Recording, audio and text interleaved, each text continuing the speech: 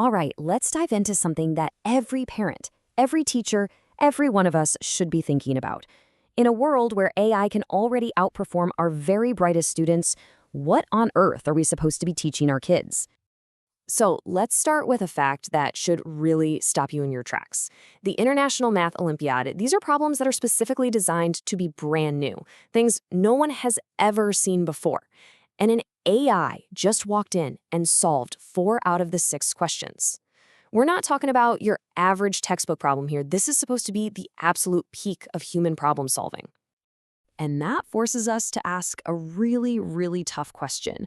If AI can do that, then what is the point of our current education system?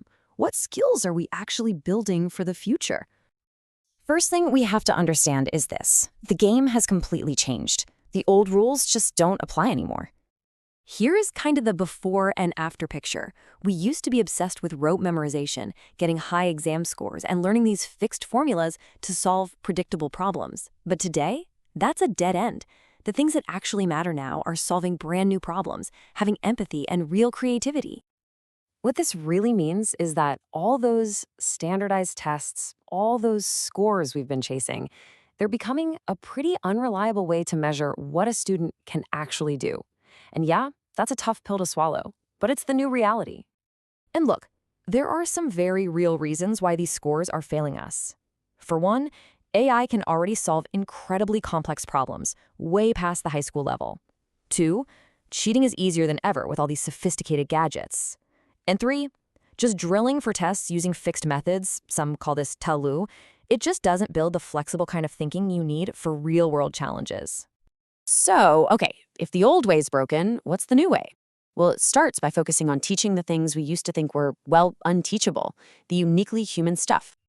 It all kicks off with this massive mental shift from thinking about extracting value to thinking about creating value. The question is no longer, how can I get ahead? It's, what can I build that helps other people? It's contribution, not just competition. Dr. Koshin Lowe, who's a social entrepreneur and a math professor at Carnegie Mellon, he really boils this down to the core values he teaches his own kids. First, you find happiness by helping others. And second, hard work, when it's meaningful, is actually fun. It's not about the grade or the admission letter. It's about finding a real purpose. And he feels so strongly about this that he's actually told his kids that if they're not going to be kind people, they should just stop learning math. And his point is incredibly powerful. In a world where AI can amplify anyone's intelligence, a brilliant person with no ethics is a very, very dangerous thing. Character is now more important than just being smart. So this right here, this is the new curriculum, solving problems no one's seen before, genuine creativity, empathy, leadership, and all of it built on a foundation of kindness. These are the things that make us human, and they're our biggest advantage in the age of AI. Okay, so that's the what. Now let's get into the how. What are the new rules of learning? The main method is something called discovery-based learning. You don't just hand a student a formula and say, memorize this. Instead, you give them a problem they have absolutely never seen before, and you just ask them to talk out loud about how they're thinking about it. The goal isn't just to get the right answer. It's to build up that mental muscle for figuring things out from scratch. So if exams are out, how do you measure this? You do it through what's called authentic assessment, which is basically a live interview. It's a 4-step process. You present a new problem, you listen to how they start tackling it, then you throw in a new idea or a hint they haven't considered. And finally, you assess how quickly they can use that new piece of information to find a solution. That's how you measure real thinking speed, not just memorization. This new way of thinking even changes how we should look at things like math contests. The point is no longer just to win. The real value is to go and meet other really motivated, kind, and positive people your age. It's about building your network, not just your trophy shelf. So the final question is, how do you make this kind of education available to more people? You do it by building a human network. And this is where it gets really brilliant. The model Dr. Lowe has built creates this perfect win-win-win ecosystem. You've got middle schoolers getting inspired by awesome high school mentors. Those high schoolers are learning amazing communication skills by being coached by professional actors. And the actors?